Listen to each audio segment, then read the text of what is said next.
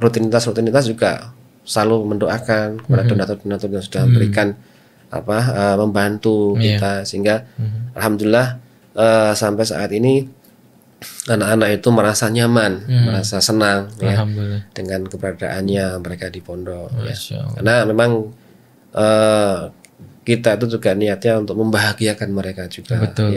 Karena di samping mereka juga anak-anak yatim, anak-anak duafa ya. Dan saya juga pernah sampai sekarang ini masih ada nih anaknya juga tuh, anak-anak yatim yang meninggal bapaknya, bahkan ada yang dibuang juga. Kalau kemudian Allah memberikan semua amanah berupa harta, maka janganlah kemudian kita membangga-banggakan, karena itu semua tidak akan kita bawa mati, kan begitu.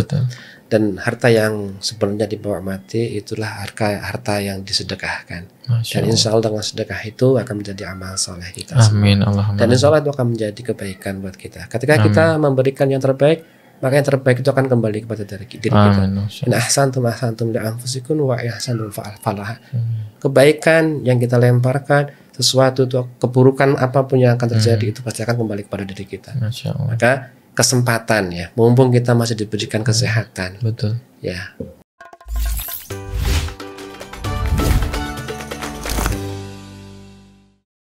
Bismillah, assalamualaikum warahmatullahi wabarakatuh. Waalaikumsalam warahmatullahi wabarakatuh. Alhamdulillah, masya Allah. Apa kabar saudara-saudara semua yang ada di rumah, yang ada di mana aja, yang lagi pegang HP ataupun nonton pakai laptop atau PC. Alhamdulillah kali ini Mualaf Center Indonesia Vertijon TV kedatangan tamu yang masya Allah luar biasa. Beliau pejuang dakwah di sebuah pelosok. Bukan pelosok lagi ya, tadi udah deket pantai ya tadi. Deket pantai, masya Allah. Beliau adalah Ustadz Muhammad Arif Jatmiko, masya Allah. Sehat Ustadz? Alhamdulillah, masya Allah. Luar biasa banget ini Ustadz. Alhamdulillah berkenan mampir ke gubuk kami Ustadz. Bukan gubuk lagi nih ya. Insya Allah semakin tambah lagi besar. Amin, amin, Allahumma amin, amin. Nah beliau ini itu punya pondok yatim, sama buat mu'alaf juga, sama tahfidz juga. Allah Akbar. Mungkin bisa diceritain Tat, itu gimana sejarah awal kok pengen bikin pondok atau gimana gitu.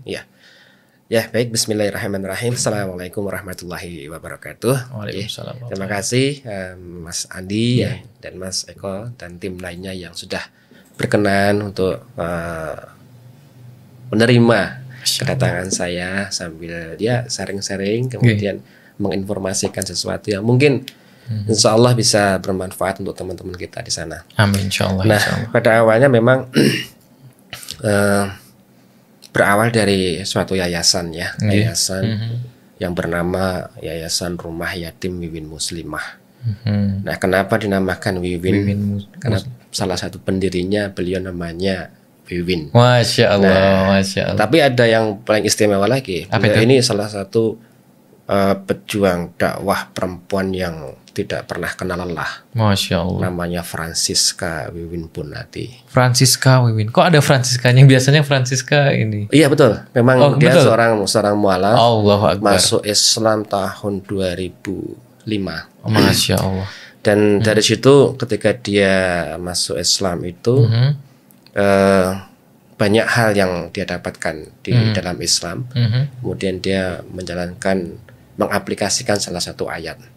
Hingga beliau kepengen menjadi salah seorang ibu dari anak-anak yatim. Masya Allah. Dan saya tahu sendiri betul dari saksi hidup bahwa saya masih dulu pernah melihat dan menyaksikan sendiri kekafiran beliau di masa-masa yang lalu. Oh gitu. Ketika dia hijrah saya juga kaget.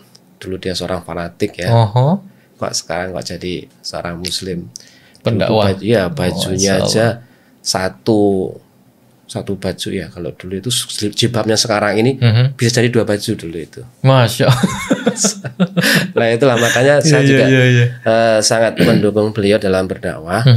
Dari situ kemudian kita bikin suatu lembaga ya, Yayasan Rumah Yatim Wiwin Muslimah yang diawali dengan beliau ini. Tahun berapa itu Tat? Untuk pengesahan Yayasan itu tahun 2015. Masya Allah. Dan untuk mengawali perjuangan beliau ini dari tahun 2009 kalau nggak salah. Ya, dia sendiri tahun 2009 kemudian ketemu dengan saya.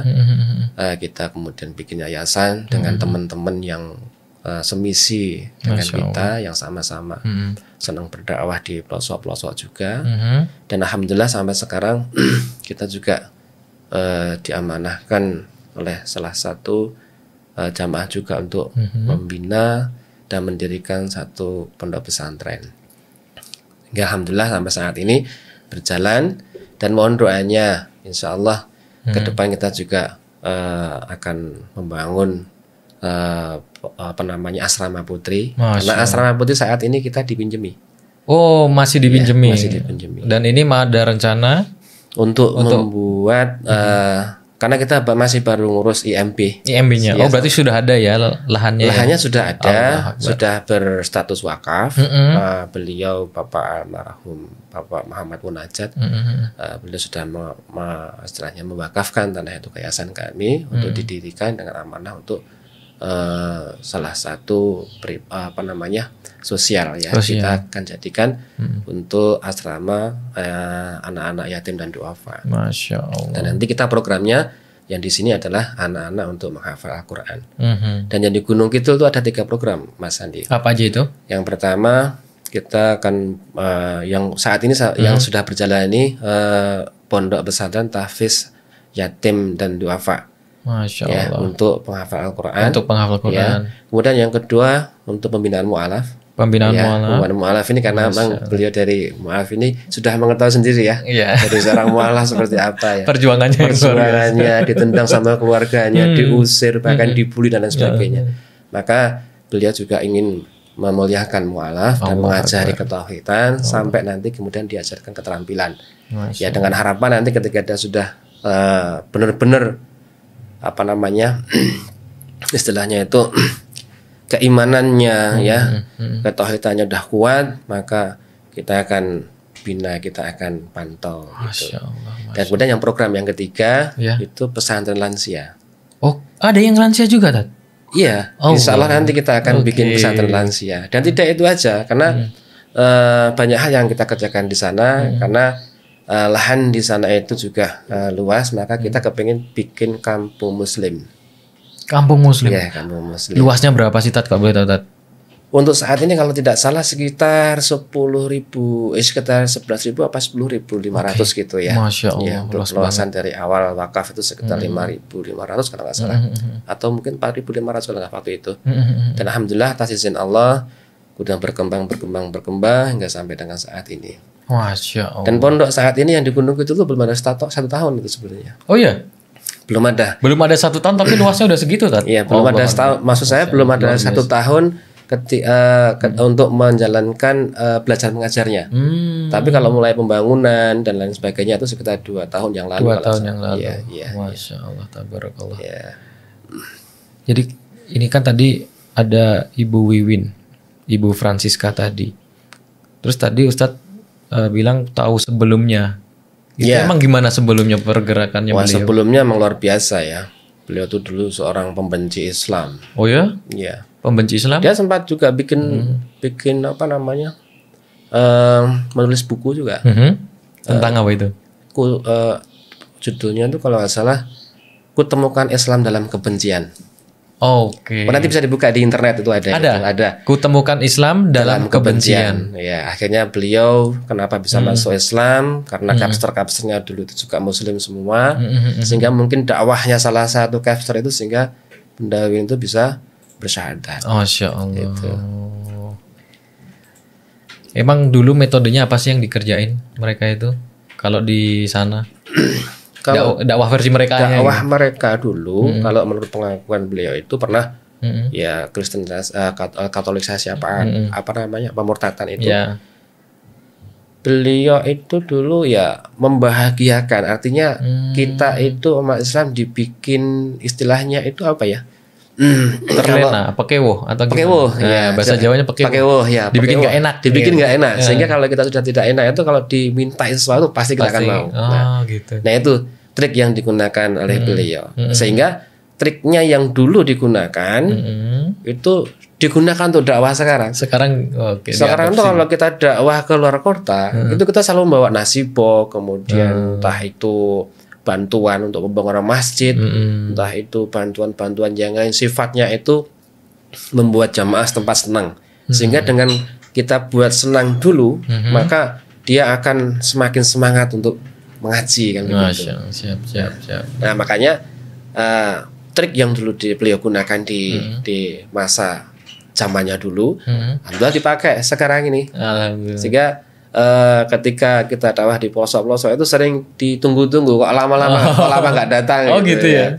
Ya kita senang juga dengan jamaah yang di luar sana, dan alhamdulillah ini juga merupakan satu kebahagiaan kita sendiri bisa berbagi dengan teman-teman kita, saudara-saudara kita Muslim seiman yang mungkin yang ada di tempat yang minoritas, ya, sehingga kita bisa membesarkan hatinya, kemudian bisa membuat saudara-saudara kita itu bisa merasakan kenyamanan dalam berbagi, untuk merasakan kebahagiaan bersama-sama gitu.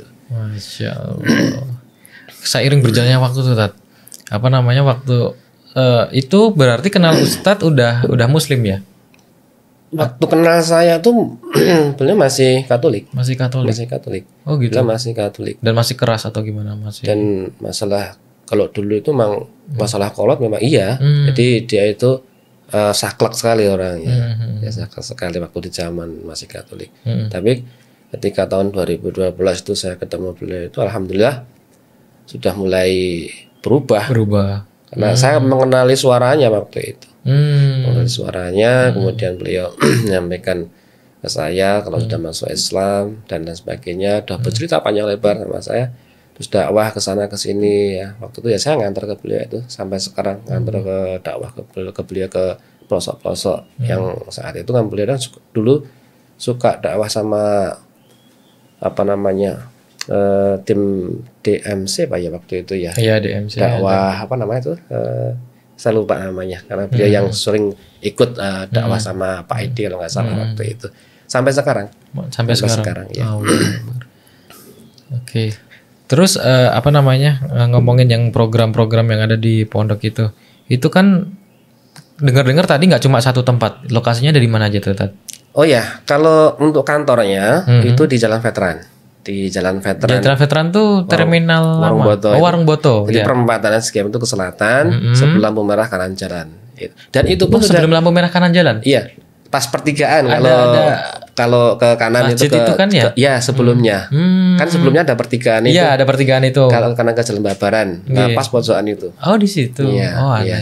Dan itu pun rumahnya kecil. Rumahnya beliau sudah diwakafkan juga untuk yayasan. Oh ya, Masya Allah. Apa sih yang bisa kok menggelitik, maksudnya gini, totalitas banget nih kalau dilihat nih, maksudnya mau wakafin semuanya hartanya. Karena memang dirinya sudah berazam ya, artinya sudah berazam dirinya untuk berdakwah. Karena anaknya beliau sendiri juga masih Katolik. Oh ya? Iya, masih Katolik. Dia punya anak satu masih Katolik sampai sekarang. Dan itu pun kalau diingatkan masalah agama pasti keras. Paling nggak mau. Iya, paling nggak mau. Terus akhirnya diem-dieman. Ya. Seperti itu. Iya, walaupun ibunya maksudnya sekarang udah seperti itu, dakwahnya luar biasa, tapi yang namanya agama nggak boleh dipaksain ya, Tati. Betul. Bener-bener ya mau masuk Islam ya harus kesadaran sendiri, keinginan sendiri. Ya, karena hidayah kan pilih Allah ya. Betul. Kita sebagai manusia itu hanya bermohon, intinya bermohon kepada Allah supaya hidayah itu datang kepada diri kita, kepada saudara kita. Bahkan pamannya Rasulullah pun juga demikian, kan begitu. Dia meninggal juga dalam keadaan kafir. Dan kita juga demikian juga, apalagi kita manusia biasa, yang kelas-kelas Nabi saja belum bisa mengajak pamannya sendiri. Apalagi kita yang bukan kelas Nabi. Iya betul. Dan pamannya itu karena nggak enak mungkin ya, kayak kan waktu itu Abu Jahal itu ya. Iya. Oke, berikutnya Tat. Biasanya programnya tuh yang kalau di pondok tuh dari pagi ngapain, Tat? Maksudnya start aktivitasnya itu dari jam berapa gitu? Kalau aktivitas itu dimulai dari sebelum subuh.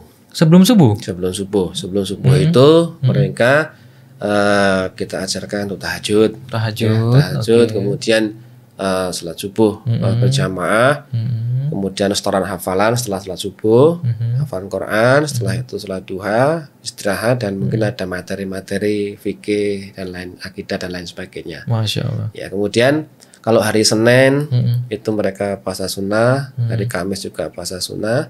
Kemudian rutinitas juga selalu mendoakan kepada donatur-donatur yang sudah memberikan membantu kita, sehingga alhamdulillah sampai saat ini anak-anak itu merasa nyaman, merasa senang ya, dengan keberadaannya mereka di pondok ya. Karena memang kita itu juga niatnya untuk membahagiakan mereka juga. Betul. Karena di samping mereka juga anak-anak yatim, anak-anak duafa ya. Dan saya juga pernah sampai sekarang ini masih ada nih anaknya juga tuh, anak-anak yatim yang meninggal bapaknya, bahkan ada yang dibuang juga di dalam kardus, dan sampai sekarang juga masih ada di pondok. Nah ini membuat saya semakin ngelus dodo ya, karena banyak orang yang diberikan amanah anak tapi sia-sia dalam mendidiknya, sehingga kita khawatir. Bahkan juga ada yang kerja dari mulai malam, mulai pagi sampai malam, bahkan pergi berangkat kerja masih tidur anaknya, pulangnya juga masih udah tidur ya.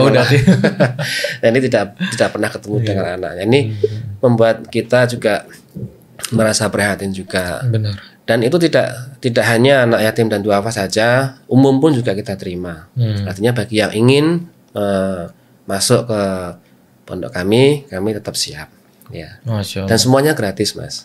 Allahu Akbar, semuanya gratis. 100% gratis. Masya Allah. Gratis. Dan bahkan tahun kemarin, tahun sebelum Covid itu ada santri yang kita hadiah umroh. Umroh? Ya. Kenapa, Ustaz? Karena selesai hafalannya 30 juz. Allahu Akbar, ya. Masya Allah. Saya sama Bunda berangkat umroh sambil ngajak santri yang sudah selesai. Yang sudah selesai hafalan itu. Sampai sekarang masih ada anaknya. Allah, masih di pondok sana. Masih di pondok. Allahu Akbar. Itu bisa kita besok kalau boleh berkenan dipertemukan. Bisa insya Allah. Insya Allah ya, Tat. Iya. Masya Allah. Jadi gini, misal nih Tat, kalau teman-teman yang ada di rumah pengen berpartisipasi, pengen ikutan dakwah, walaupun mungkin yang di rumah pengen ikutan dakwahnya nggak bisa tenaga, mungkin dengan rezeki yang mereka dapat itu transfernya kemana, Tat? Bisa, atau nanti bisa dibuka di internet ya. Apa itu klik di Rumah Yatim Win Muslimah.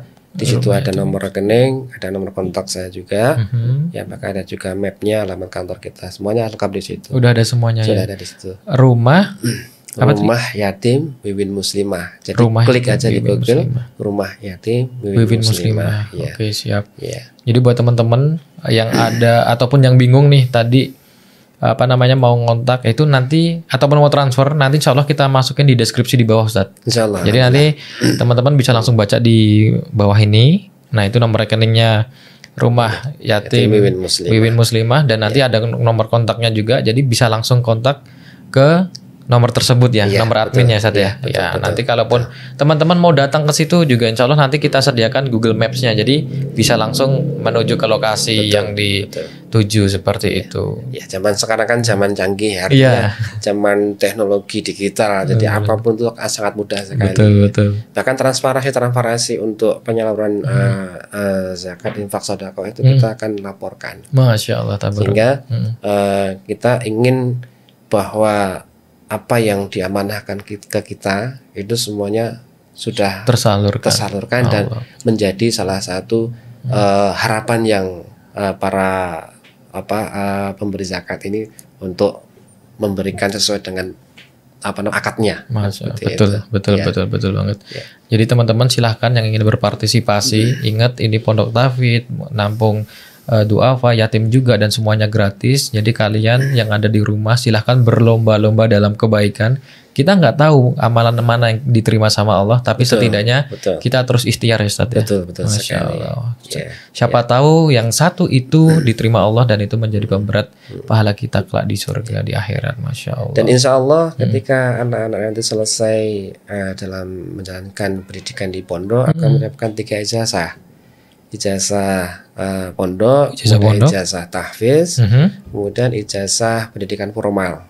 Oke. Oh ada yang pendidikan formal. Pendidikan formal. Dan pendidikan formal itu alhamdulillah kita bekerja sama dengan sekolah yang di sana itu sudah terakreditasi A. Allah. Sehingga harapan nanti ketika santri ini selesai dengan ijazah itu tidak merasa minder dengan yang lain. Iya, gitu tetap bersekolah atau mau melanjutkan sekolah atau mau kerja bisa. Iya. Kalau di sana jenjangnya dari apa, Ustaz? Dari SD, SMP, SMA. SD, SMP, SMA. Jadi SMA-nya ini untuk SMA yang sudah ikut lama dengan kita ya. Tapi yang kita terima untuk santri ini rata-rata yang dari lulusan SD. Gitu ya. SD. Kalau mau pindahan itu juga bisa. Ya. Jadi teman-teman yang mau pindahan dari SD, SMP itu bisa. SMP bisa. SD bisa. Iya. Kalau SMA itu lanjutan dari yang SMP. Iya, lanjutan dari SMP. Biar udah kebentuk dulu nih. Betul. Karena kalau membentuk anak itu memang kita harus dari usia benar-benar usia dini ya. Artinya karakter anak itu masih bisa kita perbaiki. Betul. Karena kalau anak itu sudah karakternya terbentuk, kita khawatir nanti akan mempengaruhi anak-anak yang lain. Sehingga justru itu akan menjadi virus. Ya, kalau itu sudah terjadi dan mempengaruhi anak-anak, maka kita khawatir anak-anak itu tidak akan konsentrasi belajar. Betul. Dan itu sudah terbukti dan terbukti di tempat kami. Dulu memang pernah ada seperti itu. Akhirnya anak yang seperti itu tidak kita terima lagi karena sudah istilahnya itu membuat permasalahan-permasalahan ya. Artinya baik kalau masalah-masalah yang sedikit mungkin tidak masalah, tapi kalau masalah itu kemudian bisa mempengaruhi yang lainnya, itu yang kita khawatirkan. Sehingga hafalan anak-anak yang lain pasti juga akan tidak konsentrasi juga. Itu. Karena sebenarnya ya itu tadi virus-virus itu yang ditakutkan malah mengkontaminasi santri yang lainnya, Tete. Betul. Bener banget. Iya. Karena memang pengaruh teman itu sangat kuat. Apalagi mereka interaksinya hampir 24 jam kan kalau di pondok gitu. Jadi mau nggak mau ya otomatis bisa kena secara itu. Iya, betul.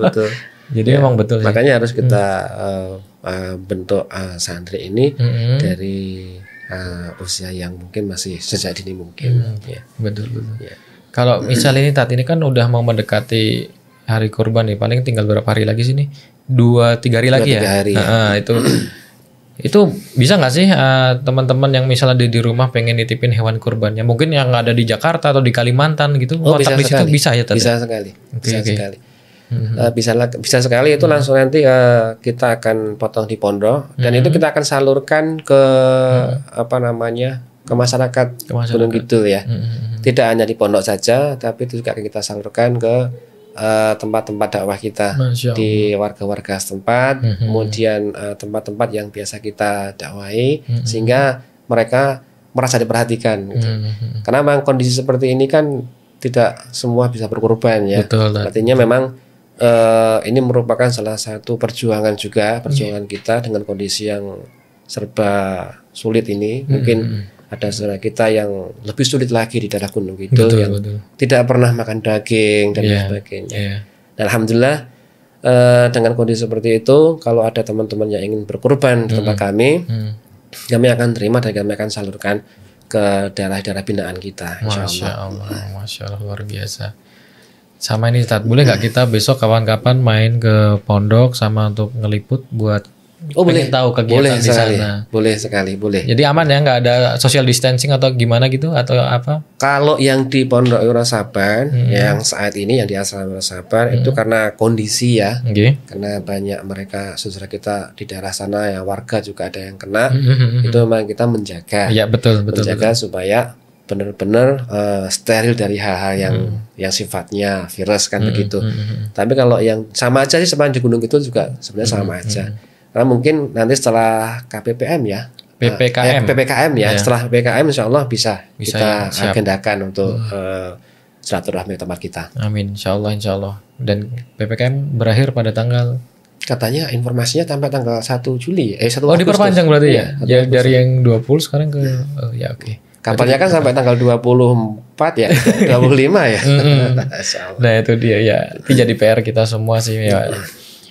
Ya semoga virus itu segera hilang ya. Amin. Harapan semua bisa selesai. Ya.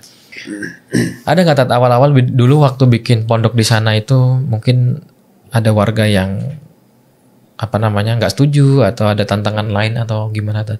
Atau malah justru dari agama sebelah gitu? Iya.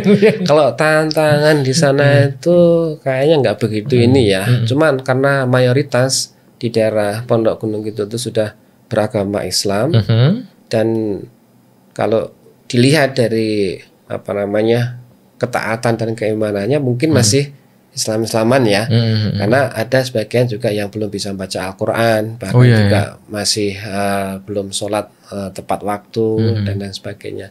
Nah ini juga ada yang tidak sholat sama sekali. Masih ada ya Tat ya? Ada yang tidak sholat sama sekali. Nah ini juga salah satu tantangan kita juga. Nah begitu kita membuat pendopo di sana, karena waktu itu kondisinya masih kebun jati ya, masih kebun jati. Kemudian kita berusaha bagaimana tempat ini bisa dibuka dulu, kita bangun pendopo dulu, kita awali dakwah dengan mengadakan pengajian, kan begitu. Alhamdulillah atas izin Allah terbangunlah pendopo. Dari situ kemudian kita awali untuk berdakwah, untuk pengajian rutin selapan sekali kalau orang sana ya. Selapan sekali 35 hari kalau nggak salah ya. Selapan sekali pengajian di sana sampai berjalan waktu 1 sampai 2 tahun. 1 sampai 2 tahun. Sambil berjalannya pembangunan. Ya, sambil berjalannya pembangunan dan alhamdulillah mulai saudara-saudara kita sana tuh mulai terketuk hatinya. Allah Akbar. Ketika mulai kita bikin pendopo itu banyak anak-anak yang belajar ngaji di sana, belajar TPA, belajar Iqra, kemudian belajar melancarkan doa-doa dan lain sebagainya. Nah, alhamdulillah di situ kita semakin bersemangat.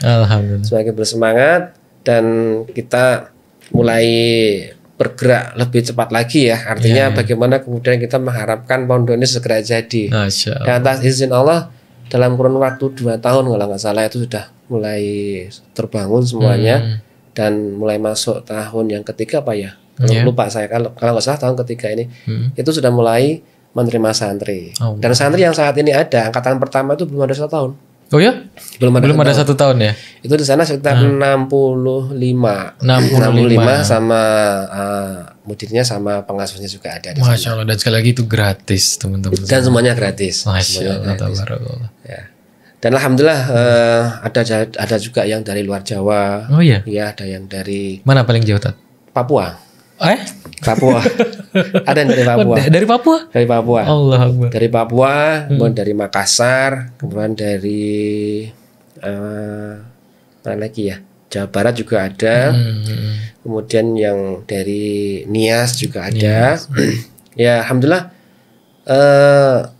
beragam ya di situ ya, sehingga anak-anak itu merasa punya saudara baru di situ. Sehingga mereka saling berkumpul, kenalan dengan satu sama yang lain, akrab, dan itu menumbuhkan salah satu semangat mereka dalam belajar.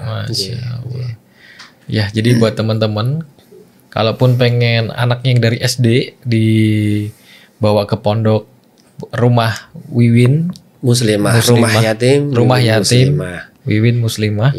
Itu bisa teman-teman sekali lagi cek di deskripsi di bawah, itu ada Google Maps-nya. Nanti teman-teman tinggal klik aja, insya Allah sudah sampai ke lokasi. Ataupun ingin berdonasi ataupun ingin itu memberikan rezekinya kepada saudara-saudara kita, para penghafal Quran, insya Allah jadi ladang pahala jariah teman-teman semuanya. Amin. Itu ada di deskripsi di bawah, rekeningnya langsung ke rumah yatim Wiwin Muslimah yang ada di bawah. Sama ini Ustadz, kita minta nasihat Ustadz buat saudara-saudara kita yang ada di luaran sana yang mungkin masih ragu, terutama untuk calon mu'alaf nih. Calon mu'alaf. Iya, kan kadang ada keraguan, aduh mantap gak ya mau cadar gak ya ini nih ya kayak gitu. Ya, prinsipnya begini. Jadi memang untuk masuk ke ranah keyakinan itu memang tidak mudah. Betul. Tidak semua orang bisa bahwa menjalankan kehidupan sehari-hari kemudian ingin meyakinkan keyakinannya dengan Yang Maha Kuasa, itu antara pilihan A dan B, itu tidak mudah. Dan itu memang membutuhkan pengorbanan. Betul. Dan ini selalu contoh yang yang sudah terjadi yang ada pada saat ini, bagaimana seorang mu'alaf yang sudah berumur kemudian menetapkan pilihannya, dia akan berhijrah masuk ke dalam Islam, kemudian dia mempraktekkan dari salah satu ayat yang ada dalam Al-Quran, dan alhamdulillah sampai sekarang Allah mudahkan, dan ini salah satu menjadi contoh untuk mu'alaf-mu'alaf yang lain. Karena banyak saudara-saudara kita yang sekedar bersyahadat tapi tidak menjalankan syariatnya. Ada juga. Tapi harapan kita semua memang itu memerlukan kemauan yang kuat. Betul. Karena kita tahu usia kita tidak panjang. Usia kita tidak panjang. Jangan sampai kemudian kita menyesal di kemudian hari. Betul. Artinya apa? Ketika Allah sudah panggil kita, maka kita akan teriak-teriak kepada Allah untuk dihidupkan lagi. Agar apa? Untuk berbuat amal soleh. Agar disebut menjadi orang yang soleh. Nah maka itu saudara-saudara sekalian, kalau memang sudah meyakinkan diri kita untuk bersyahadat atau mungkin menjalankan Islam dengan kafah, mari bersama-sama, jangan ragu, karena Allah itu maha kaya dan maha segalanya. Tidak ada kemudian sejarahnya Allah kemudian menelantarkan orang yang beriman, orang yang bertakwa. Orang yang sudah berhijrah pun oleh Allah diberikan bimbingan. Karena kalau sudah berazam, pasti Allah akan berikan jalan keluar. Makanya saya selalu wanti-wanti juga kepada santri-santri saya bahwa tidak ada kemuliaan hidup ini kalau hidup kita itu, usia kita itu sia-sia. Kita tidak tahu usia kita sampai kapan. Betul. Bahkan bayi yang baru lahir pun meninggal. Orang meninggal tidak memandang usia. Betul. Maka kalau kita ingin hidup kita kemudian bermanfaat, maka mari sebaik-baik iman yang kita miliki kemudian kita terapkan ya dari syariat yang ada ini, insya Allah Allah pasti akan berikan kemudahan. Karena sudah banyak saudara-saudara kita yang mempraktekkan.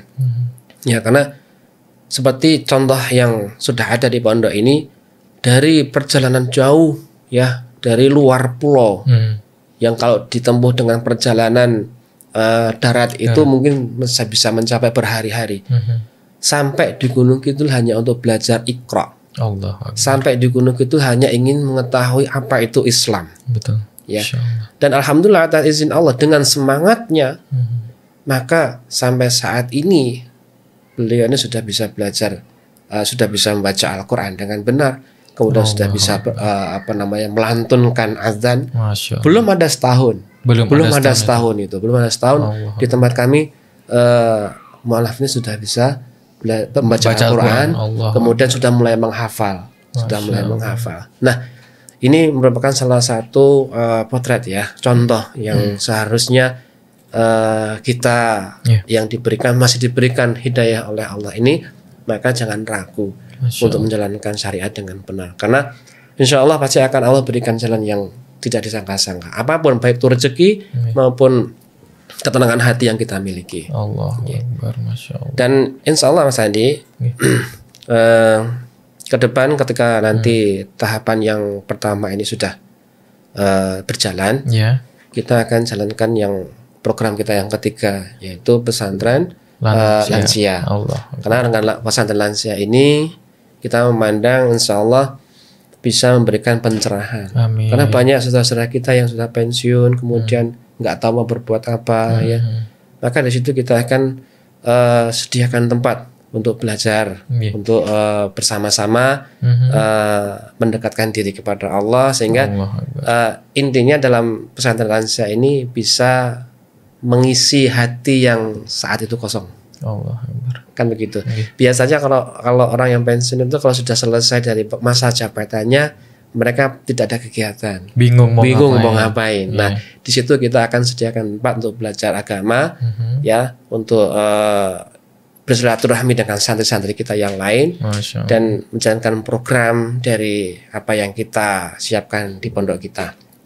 Dan mohon doanya juga dengan hadirnya pesantren lansia ini akan membawa keberkahan kita untuk kita semua ya. Artinya amin. Baik untuk warga sekitar, untuk pondok pesantren tersendiri, dan kemudian untuk pesantren lansia ini. Insya Allah ya. Insya Allah. Jadi itu tadi teman-teman, Masya Allah luar biasa. dari seorang mu'alaf bisa membuat pondok yang luar biasa, diamanai Allah, lebih dari 10.000 luasnya, dan kemudian lebih dari 60 santri ya Ustadz ya. Iya betul. Masya Allah. Yang betul. sekarang yang di asrama ini 35. 35. Ya, juga kemarin yang baru masuk 7 anak lagi yang 7 baru. anak. Kemudian yang di sana sekitar 65. 42 sama 65. Masya Allah udah 100 lebih. Masya Allah, itu amanah dari Allah yang luar biasa. Dan semoga kita semua yang ada di rumah jangan tinggal diam. Sekarang saatnya mainkan jari kalian, klik share video ini, buka rekening kalian, transfer berapapun yang kalian inginkan. Sejatinya sedekah itu untuk kalian sendiri yang ada di rumah besok. Kalian sendiri yang menikmati. Betul sekali. Kalian sendiri yang menikmati. Karena nikmatnya sedekah itu luar biasa banget. Betul sekali. Betul saja. Iya. Bahkan jangan sampai kita menyesal di kemudian hari ya. Seperti yang saya sampaikan tadi. Bahwa anfiqu mimma razaqnakum min qabli ayati ahadakumul mautu fayaqula rabbi laula akhartani ila ajalin qarib. Kalau kemudian Allah memberikan semua amanah berupa harta, maka janganlah kemudian kita membangga-banggakan, karena itu semua tidak akan kita bawa mati, kan begitu. Betul. Dan harta yang sebelumnya dibawa mati itulah harta yang disedekahkan. Dan insya Allah dengan sedekah itu akan menjadi amal soleh kita. Amin. Allahumma. Dan insya Allah itu akan menjadi kebaikan buat kita. Ketika kita memberikan yang terbaik, maka yang terbaik itu akan kembali kepada diri kita. In ahsantum li anfusikum wa ihsantum falaha. Kebaikan yang kita lemparkan, sesuatu itu, keburukan apapun yang akan terjadi itu pasti akan kembali kepada diri kita.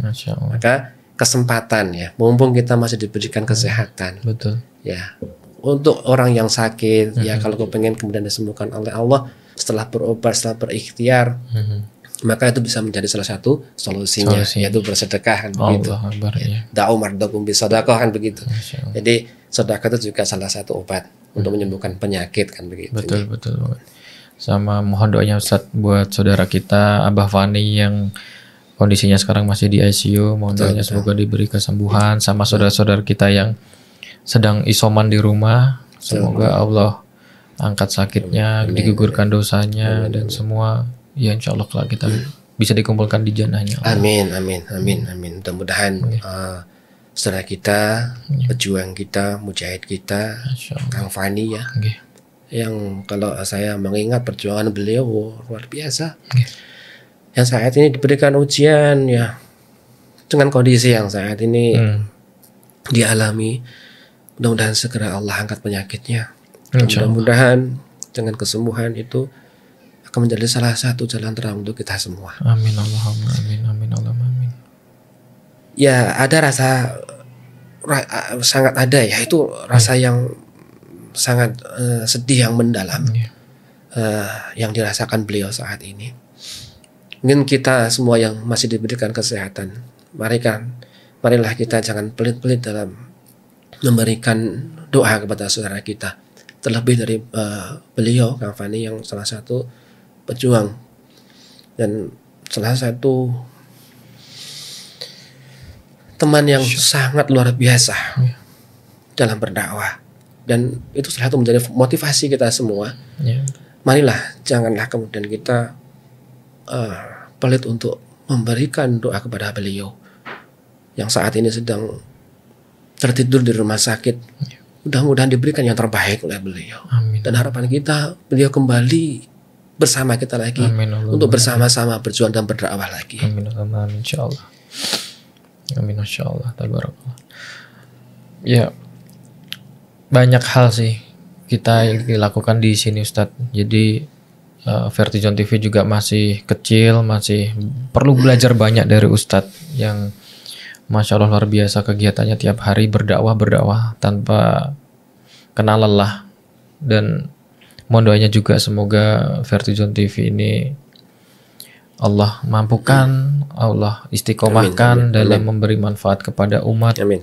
Semoga kita semua juga istiqomah dalam iman dan Islam. Amin. Amin. Ya Mas Andi, mudah-mudahan Vertizon TV ini diberikan oleh Allah ya kebahagiaan di dunia dan di akhirat. Amin. Karena apa yang dilakukan saat ini merupakan salah satu dakwah juga.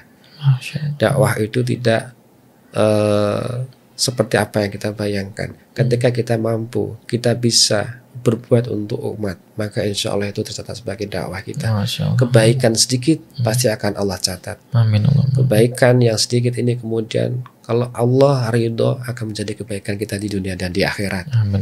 Maka jangan khawatir, saya yakin Fardizon TV ini akan semakin maju dengan pesat.